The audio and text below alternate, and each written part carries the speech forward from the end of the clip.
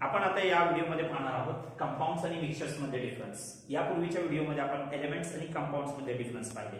आता या डिफरन्स मध्ये आपण जर बेसिक गोष्टी पाहिल्या तर कंपाऊंड्स मिक्सचर्स पेक्षा वेगळे असण्याचं कारण काय असतं तर कंपाऊंड्स हे केमिकली बॉन्डेड असतात। केमिकली बॉन्डेड काय तर आता पाणी जो आहे ते पाण्याचा फॉर्म्युला काय H2O म्हणजे काय तर पाण्यामध्ये हायड्रोजन जे दोन ॲटम्स आहेत ते ऑक्सिजनच्या एका ॲटमला बॉन्डेड आहेत, त्याला आपण इझिली सेपरेट करू शकत नाही। हे आपल्या समोरचं सर्वात मोठे लिमिटेशन आहे। म्हणजे आपल्या घरी असणारं जे पाणी आहे किंवा आपल्या अवतीभोवती जे पाणी आहे त्या पाण्यातला आपण ऑक्सिजन इझिली सेपरेट करू शकत नाही। त्याला सेपरेट जर करायचं झालं तर त्याला आपण केमिकल मेथड्सद्वारे सेपरेट करू शकतो। म्हणजे पाण्यातलं फक्त ऑक्सिजन जरी काढायचं झालं तर त्याला आपण फिजिकल मेथड्स जशा असतात इव्हॅपोरेशन, वेपरायझेशन किंवा फिल्ट्रेशन अशा मेथड्सद्वारे सेपरेट करू शकत नाही।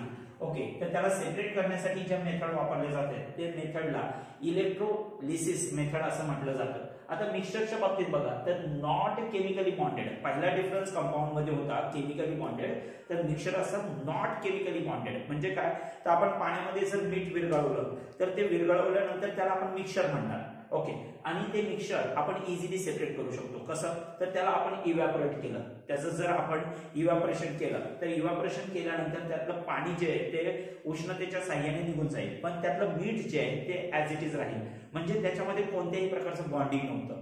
ओके, पण पाण्याला जर तुम्ही समजा फक्त इव्हॅपोरेट केलं तर त्यातला हायड्रोजन वेगळा झाला आणि ऑक्सिजन वेगळा झाला असं होऊ शकत नाही। त्यामुळे कंपाऊंड आहे पाणी, तर ते कंपाऊंड आपल्याला जर सेपरेट करायचं झालं तर आपण ते फिजिकल मेथडद्वारे सेपरेट करू शकत नाही। तसं आपण मिक्सचरच्या बाबतीत फिजिकली सेपरेट करू शकतो। त्याला आपण सेपरेट करण्यासाठी खूप कमी एफर्ट्स लागतात, त्यामुळे त्याला आपण इझिली सेपरेटेड म्हणू शकतो। म्हणजे यामध्ये आपण जर दुसरा डिफरन्स पाहिला तर कंपाऊंड सेपरेट जे आहेत ते इझिली करू शकत नाही, पण मिक्सचर आपण इझिली सेपरेट करू शकतो। ओके, आता जे कंपाऊंड्स असतात त्यांचा रेशो जो आहे तो रेशो फिक्स आहे। म्हणजे आपण पहिलाच फॉर्म्युला पाहिला होता वॉटरचा, आता पाण्याचा फॉर्म्युला काय आहे H2O।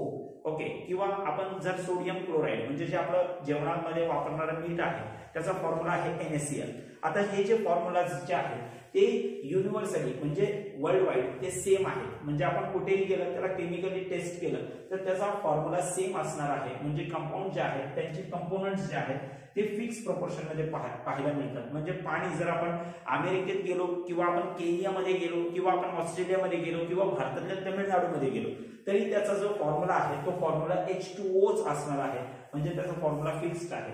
पण आता रेशो जो आहे मिक्सचरच्या बाबतीत तो नॉट फिक्स्ड किंवा व्हॅल्यू होतो। आता याचं उदाहरण जर घ्यायचं झालं, आपण रोज चहा पितो। ओके, तर चहा पिताना आपण जर पाहिलं तर त्यामध्ये साखर जी आहे किंवा चहा पावडर आहे ती आपण नेमकी तेवढीच टाकतो असं होत नाही। म्हणजे जरी एकच माणूस बनवणारा असेल तरी तो चहा जे आहे त्यांचे ग्रॅन्युअल्स कमी जास्त होणार किंवा त्याची क्वांटिटी कमी जास्त होणार, म्हणून आपण चहाला कधीही आपण कंपाऊंड म्हणू शकत नाही, तर चहाला आपल्याला मिक्सचरच म्हणावं लागेल। म्हणजे त्याचा जो रेशो असतो तो रेशो काय असतो नॉट फिक्स किंवा व्हॅरी होऊ शकतो, मे व्हॅरी ऑर नॉट फिक्स। आता जे कंपाऊंड्स असतात ते प्युअर सबस्टन्स असतात। ओके, प्युअर सबस्टन्स म्हणजे काय तर पाणी आपल्याला प्युअर फॉर्म मध्ये मिळतं। ओके, पण मिक्सचर जे आहे ते मिक्सचर आपण म्हणतो ना भेसळ। ओके, तर भेसळ म्हणजे काय मिक्सचर। आता कोणत्याही प्रकारे जिथे भेसळ झालेले आहे ते कधी पण प्युअर असू शकत नाही, त्यामुळे मिक्सचर हे असतं नॉट प्युअर सबस्टन्स। ओके, ठीक आहे। त्यानंतर आपण पाहिलं कंपाऊंड्स जे असतात ते होमोजिनस असतात। होमोजिनस म्हणजे काय तर ते एकरूप झालेले असतात। आता बघा तुम्ही पाणी जर तुम्ही पाहिलं तर पाण्यामध्ये तुम्हाला ऑक्सिजनची वेगळी लेअर आणि हायड्रोजनची वेगळी लेअर असं पाहायला मिळणार नाही, पण मिक्सचरच्या बाबतीत तसं होऊ शकतं की ते बोथ फॉर्म मध्ये मिळतात आपल्याला, होमोजिनस मध्ये पण आणि हेट्रोजिनस मध्ये पण। होमोजिनस म्हणजे काय तर पाण्यामध्ये तुम्ही मीठ विरघळवलं किंवा साखर विरघळवली तर ती तुम्हाला दिसत नाहीये, पण ती त्यामध्ये आहे, म्हणजे काय ती होमोजिनसली मिक्स झाली। पण त्याच पाण्यामध्ये जर आपण दगडी टाकली तर ती आपण हेट्रोजिनसली मिक्स्ड आहेत असं म्हणू शकतो, किंवा पाण्याच्या त्या तळाशी गेलेली आहेत ते आपल्याला डोळ्याने पण दिसू शकतात। म्हणजे मिक्सचर जे आहे ते होमोजिनस पण असतं हेट्रोजिनस पण असतं। म्हणजे हा डिफरन्स पाहून घ्या की कंपाऊंड जे आहेत ते फक्त होमोजिनस असतात, तर मिक्सचर्स जे आहेत ते होमोजिनस किंवा हेट्रोजिनस या दोन्ही फॉर्म मध्ये आपल्याला पाहायला मिळतात। आणि सर्वात शेवटचा डिफरन्स जर पाहिला तर कंपाऊंड हे जे असतात ते ऍश्युअर्ड असतात. म्हणजे काय, तर पाण्याचा बॉइलिंग पॉइंट जो आहे तो 100 डिग्री सेल्सिअसच आहे. ओके, तर आता पाणी जे आहे ते पाणी आपल्याला 100 डिग्री सेल्सिअस आपल्याला पाहायला मिळतं. तर त्याचा कंपाऊंडचा काय असतो, बॉइलिंग पॉइंट मेल्टिंग पॉइंट जो असतो फिक्स्ड असतो. पण मिक्सरचा जो आहे त्याचा बॉइलिंग पॉइंट किंवा मेल्टिंग पॉइंट व्हॅरी होऊ शकतो. आपण चहाचं उदाहरण घेतलं. आता चहा बघा, तुम्ही चहा जर 2 माणसांसाठी बनवत असाल तर तो पटकन काय होतो, बॉईल होतो. पण तो जर तुम्हाला 200 माणसांना बनवायचा आहे म्हणजे त्याची क्वांटिटी वाढली, त्या क्वांटिटी प्रमाणे त्याचं काय होणार आहे, तर त्याचा मेल्टिंग पॉइंट किंवा बॉइलिंग पॉइंट जो आहे तो व्हॅरी होणार आहे.